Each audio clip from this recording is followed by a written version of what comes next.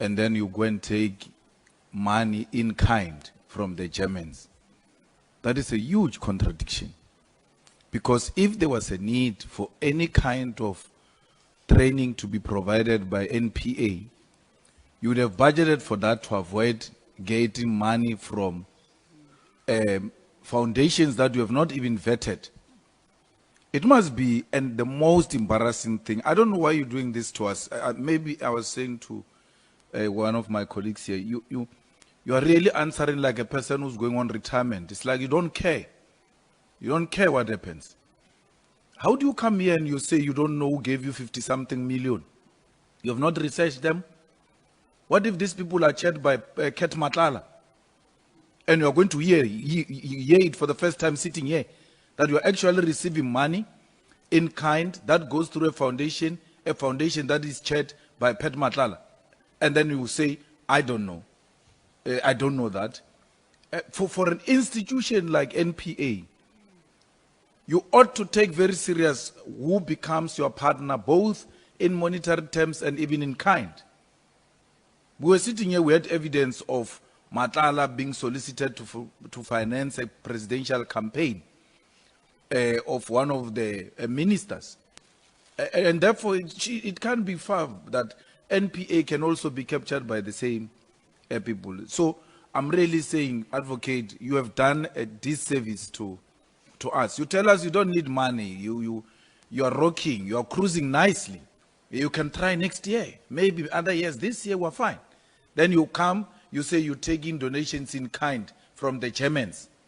And you keep on saying to us, we're not receiving any funding, as if we don't know the difference between donation in kinds and donation in money.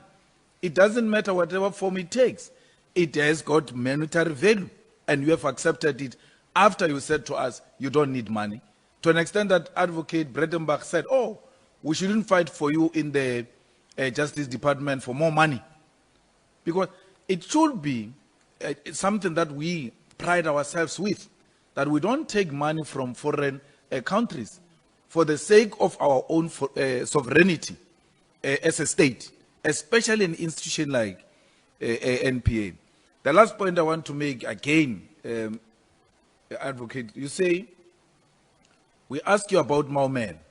It's such a huge case. Actually, we must be embarrassed that cars are taken, houses are paraded, and all of that. There's no criminal case. And then we ask you, when are you coming for Mauman? You say, when police are ready. That is a pure, completely pure than white corruption case of a hospital called Tembisa.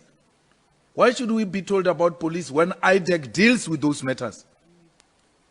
It is IDEC that should have actually even developed an interest on its own that this is too huge to be left. These are the kind of cases we want. As a head of NPA that IDEC falls under, surely you should have developed an interest and said to IDEC, 680 million gone to skinny jeans, a hospital ordering skinny jeans, and a head of NPA, it doesn't matter, head of IDEC, you are the corruption buster yourself, because all of them fall under you. You should be able to say, come here, what happened with this case of people buying patients skinny jeans? Because when we go to hospitals, we normally get those gowns which are open at the back. What does a patient do with a skinny jean? That should have been an issue of interest for a corruption buster. We asking you, what are we doing up? We say, no, when police are ready, when it's ripe, then it will come to us and all of that. That's not a matter to be left to police. That's a typical example of cases that IDEC should be dealing with, not human resource. We have a case here, big case of human resource, that a CV does not have an address or something like that. It's a criminal case. But here is a case of 608 million, close to $1 billion, only that which we can account for now, and worse, through this body, not Asset Forfeiture Unit, the one of Kaiser Khanyawa and them. SIU. We hear from SIU that we are now sitting at almost 680 million. That's what SIU can uncover. Imagine if IDEC is there, crime intelligence is there, we're going to get more than $1 billion of one individual involved in corruption. The head of NPS says, well, we don't know, we'll wait for the police. That's so disappointing, to tell the truth. Thanks. If I can deal with that, there are two parts. Firstly, on the German funding, just to say that this project was a long time coming. It's not like we initiated it now. It's probably taken about 3 to 4 years to come to fruition. So it started at a time when we really needed the funding. So, you know, it took about 3 or 4 years before that came to fruition. It's not a new thing. So on the issue of IDAC, I agree with you that these are the kinds of cases that IDAC should be doing.